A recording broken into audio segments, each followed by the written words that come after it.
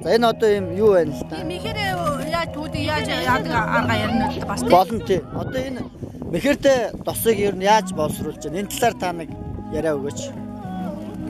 Мэхэртэй тос мэхэрээ нөгөө танаас түүж аваад. За. Байгаасаа. Болгонд гатаагаа тэрийг гатаагаас аваад тэгээд шороо юуг нь цэвэрлээд. Тэгээ юу вэ?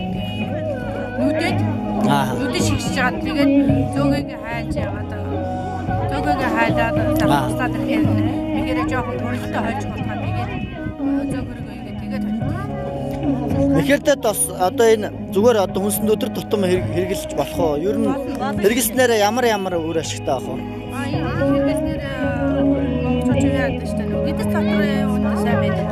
Хүүхдүүдэд энэ мэхэрийг чинь буслаж өгдөг шүү дээ гэж мэдсэн өгдөж яхаа. За. Өдөр хаврын сактууд энэ мэхэр тос өдөөний бий байдаг шүү дээ.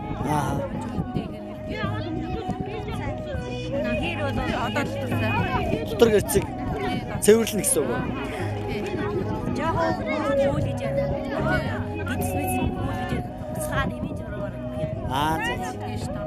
Тэгээ ер нь мэхэртэй төсөв мэхэрийг хүмүүс муул гэдэг юм да. Болгоны явдаг. Тийм тавтаа биш байхгүй. За. Яг жинхэнэ энэ чи зүгээр өдөөний байгалийн гэдэг газраас урч байгаа. Мэхэр чинь зүгээр юу ургамал байна уу? Тий, ургамал байхгүй.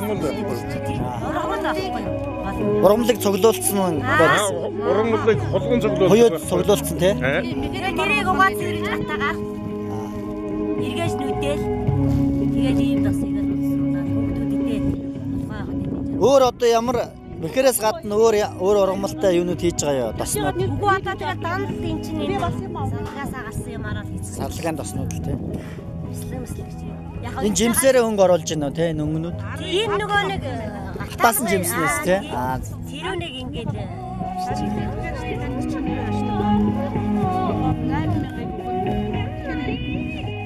За баярлалаа.